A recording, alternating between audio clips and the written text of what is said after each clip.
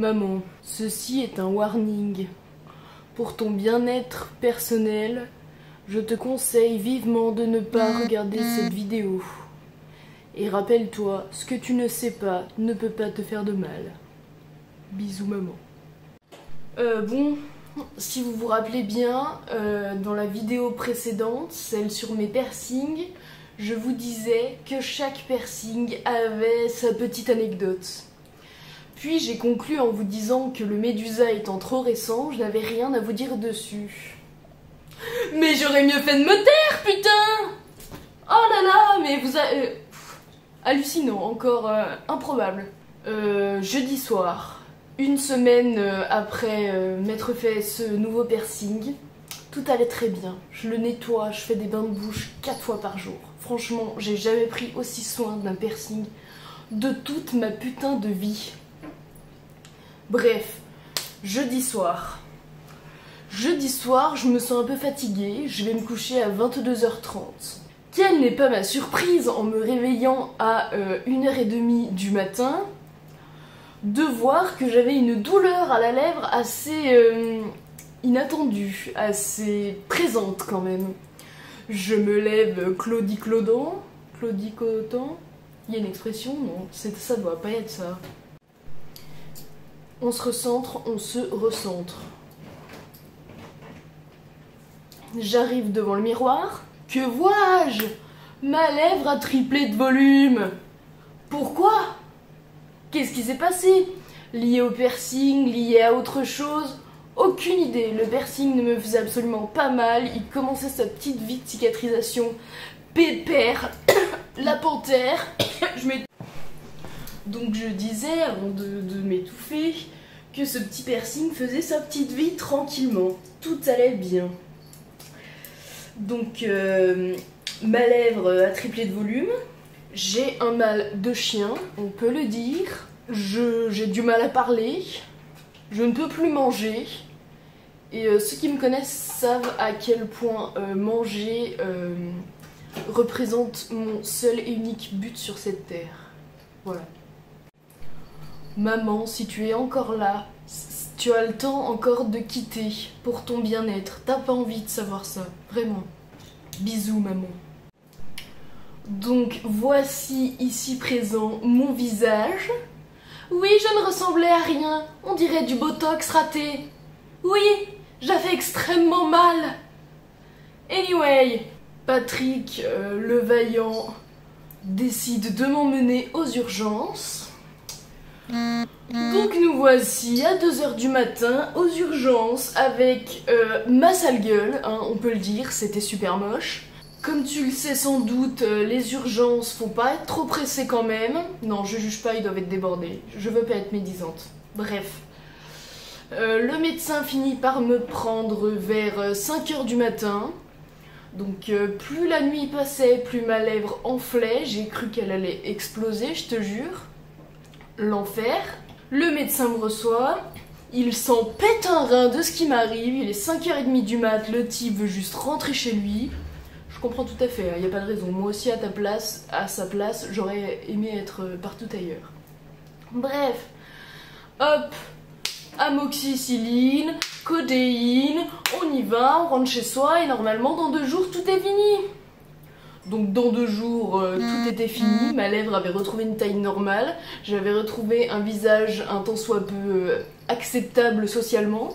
Et ce qui s'est passé en fait, c'est que déjà on a passé la nuit aux urgences en fait. Donc ce n'était pas marrant. Moi je pouvais pas manger, j'ai essayé de me nourrir. J'ai dû mettre des granolas, il fallait que je les enfonce au fond de ma bouche pour qu'il n'y ait aucun contact avec la bouée qui me servait de lèvres. Compliqué de me nourrir quoi. Bref, ma lèvre est redevenue normale. Tout va bien. Tout. Mais non, voyons. Sinon c'est pas marrant. Il s'avère, gros zoom sur mon visage, que ça là, la petite plaque du piercing. Et ben, je sais pas, quand ma lèvre a retrouvé sa taille normale, cette plaque s'est retrouvée à l'intérieur de ma lèvre. Puis la lèvre a commencé à cicatriser par-dessus. comme les piercings microdermaux, pour ceux qui savent ce que c'est. Donc chiant, donc je me dis ok, il va falloir que je retourne voir ma perceuse, ou alors je le garde comme ça, mais le jour où je veux l'enlever c'est chiant quoi. Et aujourd'hui, donc j'avais rendez-vous pour me faire tatouer. Donc je me fais mon petit tatou, tout va bien. J'en profite pour voir ma perceuse, je lui explique toute l'histoire. Je lui montre que la plaque est totalement invisible car totalement enfouie dans les tréfonds de ma lèvre. Elle me dit honnêtement, meuf, ça arrive une fois sur 1000. Oui, mais dès qu'il arrive un truc une fois sur 1000, je suis le 1. Toujours, tout le temps, c'est moi. Bref. Donc elle me dit, écoute, c'est la galère, j'appelle quelqu'un pour... genre le gars qui l'a formé, la nana, quoi. Il lui dit, écoute, je l'appelle pour voir, quoi, pour être sûre de la manip que je dois faire. Elle appelle le pélo, elle prépare une barre de piercing beaucoup plus longue, alors qu'elle m'avait déjà mis une méga longue en cas justement de gonflement. Une galère, elle était là en mode oh je suis désolée et tout, je disais mais meuf c'est pas de ta faute en fait, c'est... Suite à quoi je passe sur le billard et là la boucherie commence. Non je dis la boucherie mais en vrai... Cette nana, Céline, tu as fait un travail incroyable, franchement, d'une douceur et d'un calme, vraiment, merci beaucoup, super taf, vraiment, bref.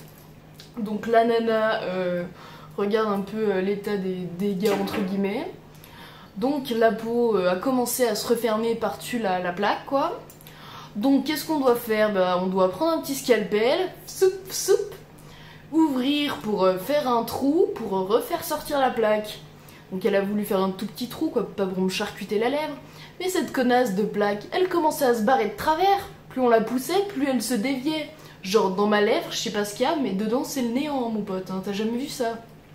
Bref, je passe une demi-heure sur le billard, toutes les 5 minutes, je vais me rincer la bouche.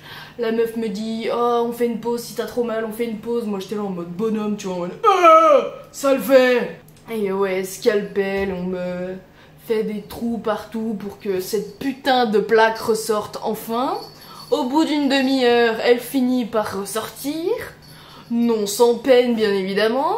Et quand elle sort, tu vois, elle sort d'un coup. Donc genre la nana dévisse la boule pour enlever et mettre une barre plus grande. Et le truc juste tombe comme ça. Donc qu'est-ce qu'on fait? Bon, on prend une petite aiguille et puis on recherche le trou parmi ma lèvre pour pouvoir remettre un autre. Donc on redouille encore un petit peu. Mais oui. Donc voilà, maintenant tout va bien. J'ai une barre immensément grande pour être sûre que... Enfin pour être parée à toutes les possibilités, tu vois. Parce que la nana avait jamais vu ça de sa vie. Elle me dit vraiment ça arrive dans 1 pour 1000 des cas, tu vois. Genre normalement ça se passe très bien, où ça gonfle un peu mais pas à ce point là, tu vois. Donc voilà, enfin c'est la fin de cette histoire. Il n'y a plus rien à ajouter. Je pense que c'est déjà pas mal honnêtement. Maman, si tu es toujours là et que tu n'as pas écouté mes conseils, eh ben j'avais raison, t'aurais préféré ne pas le savoir, n'est-ce pas? Parce que là, actuellement, t'es devant ton écran en mode « Mais qu'est-ce qu'elle fait avec tous ces piercings? Il arrive toujours des merdes et tout, c'est des conneries, tout ça. » Enfin, je te visualise très bien, maman, hein, sache-le. Et ouais, t'as pas tort, mais j'aime bien quand même habiller mon visage de tous ces trous. Bisous. Bref, voilà. On va s'arrêter là, hein. Salut. Abonne-toi pour me faire plaisir. Mais c'est quand même dingue ce qui se passe. Oui, cet aspirateur parle. Je suis en train de faire mon petit montage de ma petite vidéo tranquillou mamadou. Qu'est-ce qui se passe? Je lève la tête, il pleut. Formidable. Non, pas formidable. Il y a tout mon linge dehors, putain. Encore. Pourquoi je fais des lessives? Oh.